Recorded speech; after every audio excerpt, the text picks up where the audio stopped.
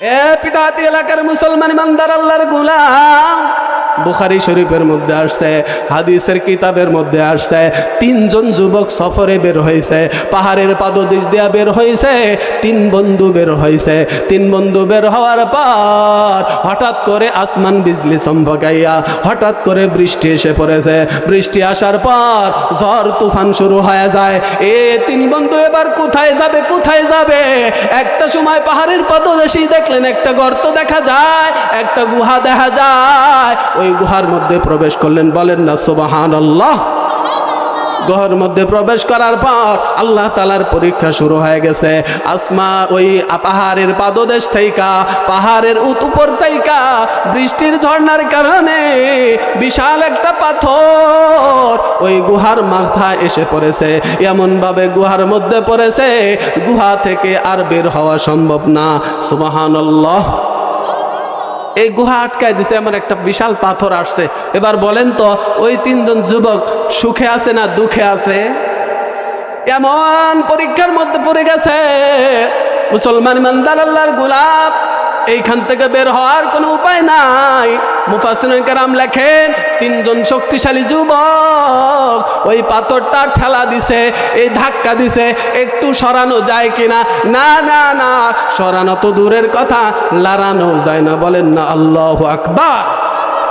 একটা পর্যায়ে একজন বন্ধু ছিল খুব চালাক, দিনদার, আল্লাহ প্রিয়, তার ভিতরে আল্লাহর ভয় আছে।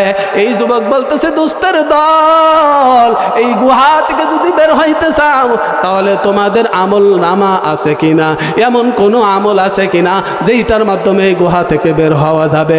যেমন কথা তেমন কাজ, সময় সংক্ষিপ্ত বলে যায়। ওই একজন যুবক এবার আল্লাহর কাছে ফরিয়াদ জানায়, ও রাব্বে কারীম, আমার দুনিয়ার জিন্দেগিতে একটা আমলের কথা মনে হয় যায়।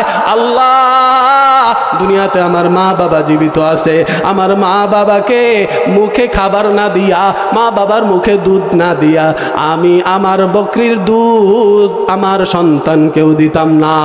সুবহানাল্লাহ বলেন। আমাদের এখানে মা বাবা আছে কার কার? লিল্লাহে তাকবীর, হাত উঠান। কার কার মা বাবা আছে জীবিত? হাত নামান। যার যার মা বাবা নাই আল্লাহ তাআলা তাদেরকে জান্নাতের মেহমান বানায় দেখ, সকলে বলেন আমিন।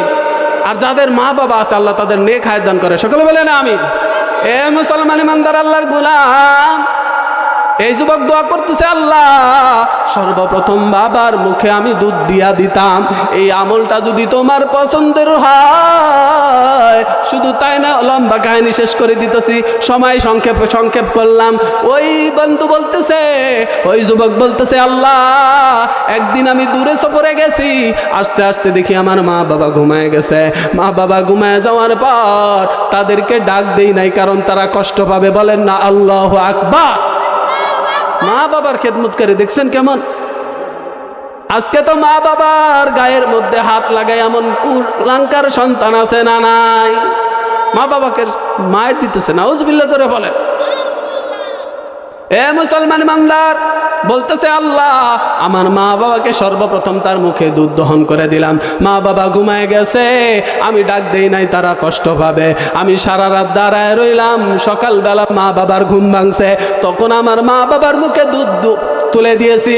ও আল্লাহ, এই আমলটা যদি তোমার কাছে পছন্দের মনে হয়, আজকে বিপদের সময় এই গর্ত থেকে, এই গুহা থেকে বের হওয়ার রাস্তা বের করে দাও। নবী আমার বলেন, এই যুবকরা তাকায় রইছে ওই গুহার পাথরের দিকে, তাকায় দেখতেছে, দোয়া করতে দেরি হইছে, ওই সাথে সাথে পাথরটা একটু সরে যেতে দেরি করে নাই। সুবহানাল্লাহ বলেন।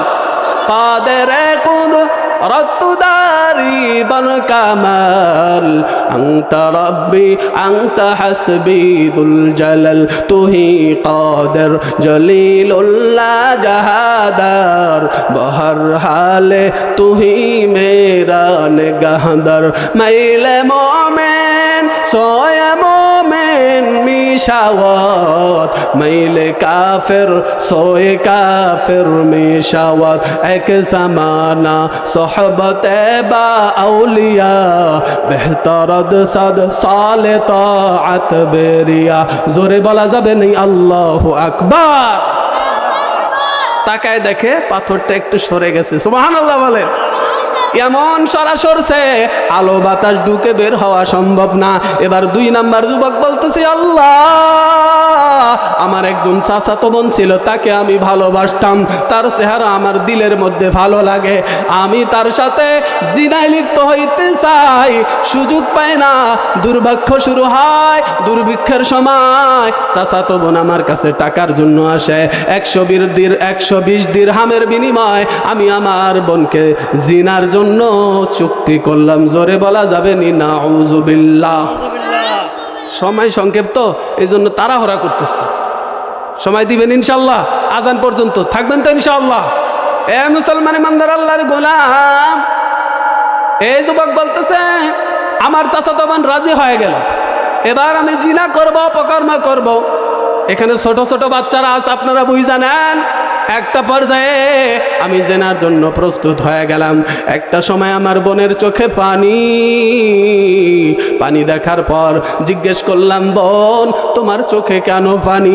ওই বোন বলতেছে, দুনিয়ার কেউ দেখে না, মা বাবাকে দেখে না, দুনিয়ার কেউ দেখে না, আমার ভিতরে ভয় হয়, আমি যে বিয়া ছাড়াই, আমি যে নাফরমানি করতেছি, আমার সতীত্ব তুমি নষ্ট করবা, অথচ তুমি আমাকে মোহর দাও নেই, তুমি আমাকে বিবাহ করবা না, অবৈধভাবে আমাকে বক্ষণ করবা।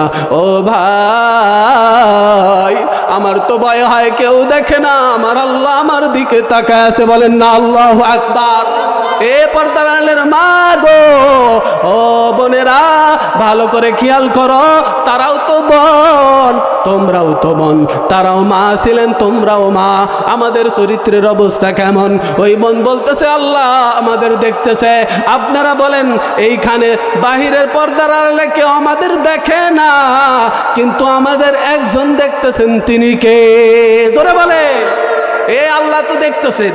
এই কথা শোনার পর এই যুবক বলে, আল্লাহ ওই দিন আমার মায়া হয়ে গেল, আমি এই আমার আক্রোশটা মিটাইলাম না, আমি এই জিনার মধ্যে লিপ্ত হই নাই, অন্তরে ভয় এসে গেল, আল্লাহ তোমাকে ভয় কইরা তোমাকে খুশি করার জন্য ওই জিনা থেকে আমি ফিরে আসছিলাম। এই আমলটা যদি তোমার কাছে ভালো লাগে, পছন্দের মনে হয়, আজকের এই বিপদের দিনে আল্লাহ পাথরটা একটু সরাইয়া দাও। আল্লাহর নবী বলেন, পাথরের দিকে তাকায় রইছে যুবক, তাকায় দেখতেছে ওই পাথরটা আস্তে করে একটু সরে গেছে। জলে বলেন আল্লাহু আকবার। এমন সরাসরি এখন আর বের হওয়া যায় না, বাকি মোটামুটি সরে গেছে। সুবহানাল্লাহ বলে। এ মুসলমান, সময় অল্প। 3 নাম্বার যুবক বলছে, আল্লাহ আমার জীবনে একটা নেক আমল আছে, আমলে সলে।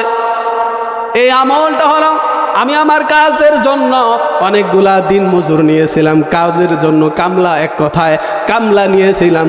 সবাই কামলার মজুরি সবাই নিয়ে গেছে, তাদের পাওনা নিয়ে গেছে। একজন যুবক শুধু নেয় নাই, ওই যুবক ওই মায়না, ওই টাকা, ওই মজুরির টাকা আমি আমার কাছে আমানত হিসেবে হেফাজত করছি। বলেন না আল্লাহু আকবার। টাকা যে নেয় নাই, হেফাজত করছে। আমরা হইলে কি করলাম? কামলা তো গেছে, গাজা মায়ের, ঠিক করে কান। এ মুসলমান, তাদের ইমান দেখেন। ওই যুবক বলতেছে, আল্লাহ ওই দিন ওই টাকা আমার কাছে আমানত রাখছি। বিষয়টা শুধু তাই নয়, এ মুসলমান, ওই টাকা দিয়া সে ব্যবসা শুরু করছে, বকরি কিনছে। আস্তে আস্তে পাল বাড়তে বাড়তে বিশাল বকরির পাল হয়ে গেছে। বলেন না আল্লাহু আকবার। অনেক টাকার সম্পদ হয়েছে, এক কথায় শেষ। অনেক টাকার সম্পত্তি হয়েছে। অনেক দিন পরে আবার ওই দিন মজুর আসছে, আয়সা বলতেছে, মালিক সাহেব, আমি যে টাকা না নিয়ে চলে গেছিলাম, আমার টাকাটা দিয়া দেন। সুবহানাল্লাহ বলে। এ মুসলমান ইমানদার, তখন এই মনি বলতেছে, ঠিক আছে আসো যাই। দূরে নিয়ে বলতেছে, ওই যে দেখো বকরির পাল দেখা যায়, উটের পাল দেখা যায়, কোটি কোটি টাকার সম্পদ। ওই দিকে তাকায় বলে, এ যুবক, তোমার মজুরি ওই সমস্ত বকরির বাচ্চা, উটের বাচ্চা। বলেন না সুবহানাল্লাহ। এ যুবক বলতেছে, কি ব্যাপার, আমার সাথে আপনি তামাশা করেন? নবীজির হাদিসে আসছে, নবীজি বলতেছেন, ওই লোক তখন বলল, আমার সাথে আপনি মস্কারা করলেন, এটা কি মস্কারার জিনিস? এ মুসলমান ইমানদার আল্লাহর গোলাম, ওই মনিব বলল, না না, আমি মস্কারা করি নাই, তোমার টাকা আমানত রাখছি, ব্যবসায় খাটাইছি, একটা সময় ওই টাকা দিয়ে আস্তে আস্তে আস্তে করে এরকম পর্যায়ে চলে গেছে। ও যুবক, তোমার পাওনা তুমি নিয়ে নাও, আমার 1 টাকাও দরকার নাই। বলেন না সুবহানাল্লাহ। এ যুবক বলতেছে, আল্লাহ, ওই দিন আমি মুনিফের ভূমিকা পালন করছি, আসল টাকার মালিক তো তুমি আল্লাহ, কিন্তু আমাকে তুমি আমানত দিয়েছিলা, দুনিয়াতে সম্পদ দিয়েছিলা, আমি ওই দিন মজুরের টাকা আমি হেফাজত করছি, মুনিফ হিসেবে ওইটা রাইকা ব্যবসায় খাটাইয়া টাকার অঙ্ক যখন বাইরে গেছে আমি কিন্তু লোভ করি নাই আল্লাহ, তোমাকে খুশির জন্য ওই দিন মজুরকে দিয়া দিলাম যেন বেচারা ভালোভাবে সংসার চালাইতে পারে। বলেন না সুবহানাল্লাহ। এ মুসলমান, আমরা হলে কি করতাম? হাই হাই টাকা দিনু, অর্ধেক নাও। আমাদের চরিত্র কেমন হইতো? সর্বোচ্চ দিলেও বলতাম যে হাই হাই কোটি টাকা, লক্ষ টাকা, এত টাকা দিতে মন চায় না, অর্ধেক নাও। ঠিক কিনা করে কর? এ মুসলমান, কেমন আমানতদার, কেমন যুবক যারা আমলে সলে, দেখেন কেমন আমলে সলে করছে। আজকে মুসলমান 5 ওয়াক্ত নামাজ পড়ে ভিতরে অহংকারের ঠেলায় থাকে না, ঠিক কিনা? বলে আমি হাজি সাহেব, আমি আলহাজ হয়ে গেছি, আমার নামের আগে কেন আলহাজ লাগায় নাই? আপনারাই বলেন, এই হাজি আসলেই আল্লাহকে খুশি করার জন্য করছে নাকি এই হজ করছে নামের আগে আলহাজ লাগানোর জন্য? ঠিক কিনা? এমন হাজি সাহেব আছে না? এ মুসলমান, আল্লাহ তাআলা আমাদের ইবাদত, আমাদের সব আমল আল্লাহর জন্য করার তৌফিক দান করেন। সকলে বলেন আমিন।